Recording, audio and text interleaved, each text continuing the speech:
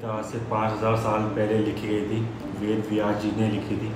And जो मैं अभी सोच रहा था ये हिंदी में है ओरिजिनल भगवद गीता, जो काफ़ी टफ होती है, लोगों को समझ में नहीं आती। एंड एक मैं बात सोच रहा था कि जैसे लाइट ईयर्स होते हैं, लाइट ईयर्स दूर है, कहते हैं ना ये वाला स्टार है यहाँ से 4000 5000 लाइट ईयर्स दूर है। तो मैं एक बात सोच रहा था कि जैसे अगर कोई स्टार है वो 5000 लाइट ईयर्स दूर है, तो मतलब कि लाइट को वहाँ तक पहुँचने में 5000 साल लगेंगे। तो मतलब अगर उस स्टार पे अगर कोई बैठा होगा, कोई रहता होगा, वहाँ से कोई देख रहा होगा, तो अगर वो वहाँ से अर्थ को देखेगा तो उसे 5000 साल पुरानी लाइट दिख रही होगी। मतलब उसको महाभारत लाइट दिख रही होगी इस टाइम। 5000 साल पहले की लाइट पहुँची है ना अभी वहाँ पे, है ना। Will read it in English. तो इसमें सबसे पहले क्या समझाया गया, हिंदी में समझा रखा है, मतलब थोड़ा सा। तो इसमें लिखा है गीता, गीता, तागी, तागी, त्यागी, मतलब त्यागी, समझ रहे हो ना।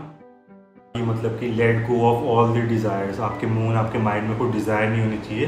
एंड जो इन्जॉय करना है इन्जॉय करो लाइफ को, लेकिन आपके माइंड में वो सारी बातें ना रहें कि आप चीज़ों से अटैच्ड हो। इसका ये मतलब है। एंड सबसे पहले ये समझाया गया है कर्म योगा, भक्ति योगा एंड ज्ञान योगा, समझ रहे हो ना।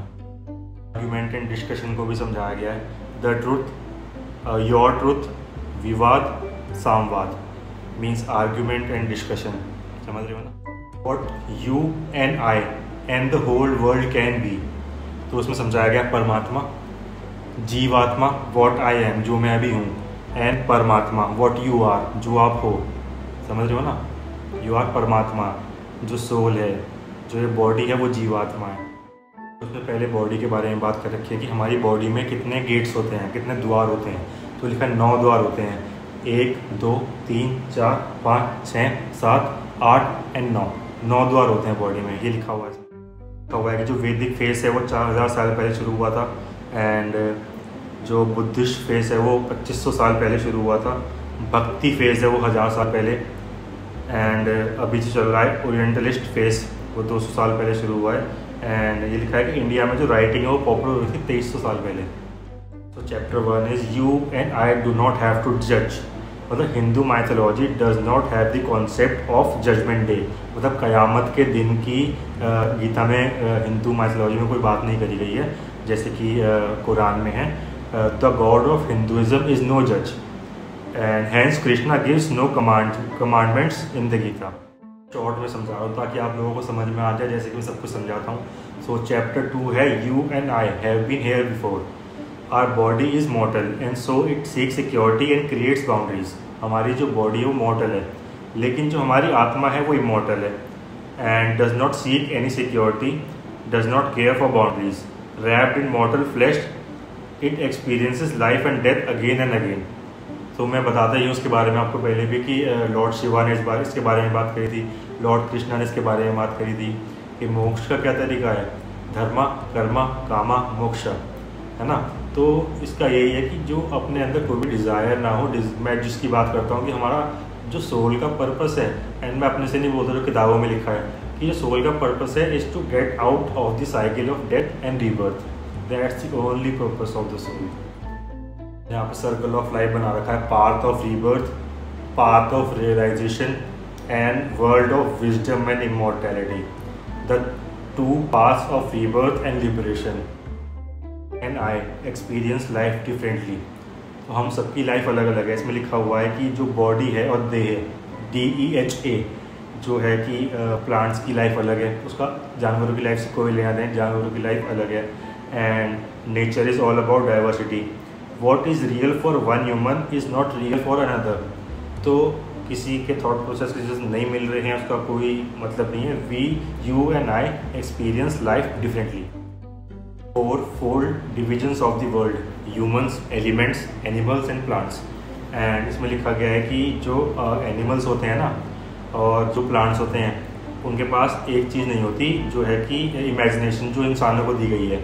जो इमेजिनेशन है वो इंसानों को दी गई है। एंड जो प्लांट्स हैं और एनिमल्स हैं उनको हंगर दिया गया है।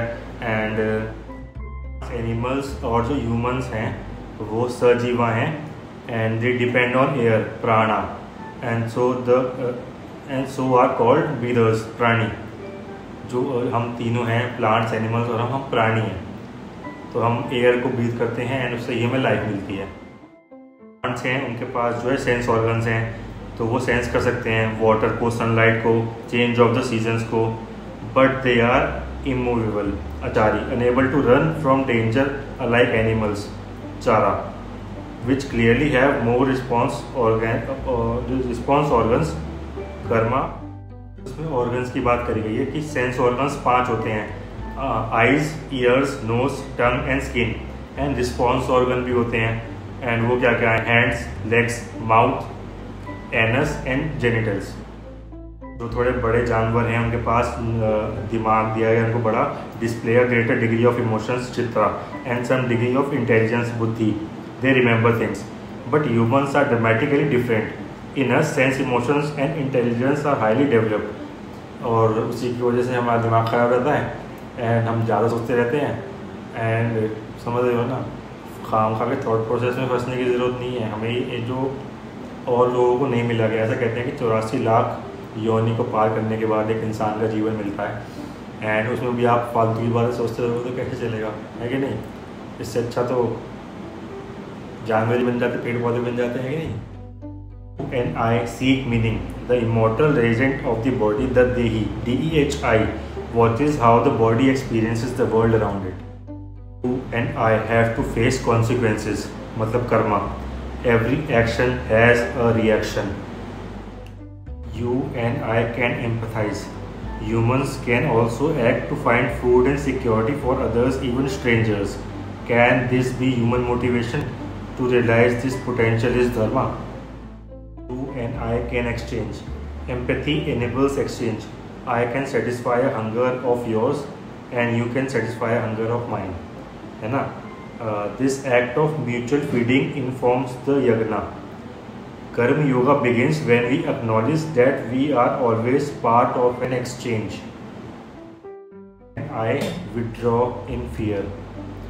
What stops us from empathizing and exchanging? What makes us want to control others or simply withdraw, find peace in the isolation of the cave? The process of discovering the source of disconnection is called yoga. Though the word yoga itself means to connect, it involves moving through the many containers that constitute Deha in order to discover Dehi. And I hesitate to trust. Connecting with the others is not easy, especially when we look upon each other as predators or prey, rival or mate. In such a situation, we trust no one but ourselves, as animals tend to do. Or we trust the others only in situations of extreme helplessness, as only humans can. Thus, we become asuras and devas. I have potential. We are not rational creatures who feel. We are emotional creatures who rationalize. You and I can include. To discover God within, we have to go beyond our slice of reality and appreciate the hungers and fears of those around us.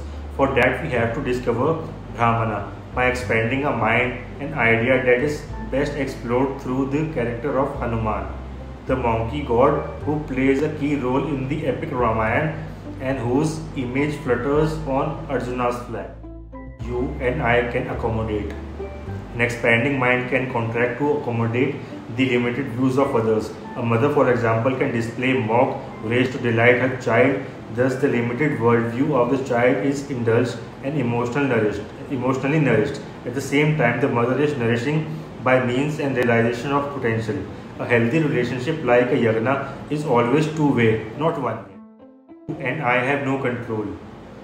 As the mind expands, you and I will accept how helpless we really are, how limited our control over the world is. We will discover how every organism has little control over his or her own capabilities and capacities that are dependent on the natural material tendencies or guna, which in turn is shaped by karma. And I value property. Guna may determine our body and our personality. Karma may determine the circumstances of our life, but humans have the power to create their own identity by creating and claiming property, or kriyastra. Society values people more as proprietors than as residents of the body, for property is invisible and measurable, As a result, mine becomes more important than me. You and I compare. Animals and plants do not measure or compare. They fight for as much territory as they need to survive, but humans can measure their size of their property and hence compare. The ability to measure and delimit reality is called Maya. समझ रहे हो? Maya, मोह माया, love for money in Kali. And I clinch. If I am what I own, then I clinch to what I have to secure my values in the world. And when you try to take it from me, I feel violated from my identity is attached to my property. In this chapter, we shall explore moh, an attachment to boundaries that separate mine from not mine and transform violence into violation. You and I can be generous. Moksha. Moksha is the liberation from the fear that makes us clinch. Only when we let go can we be materially and emotionally and intellectually generous. I matter to each other. This relationship between the self, Jivatma, and others, Paramatma, forms the theme of this.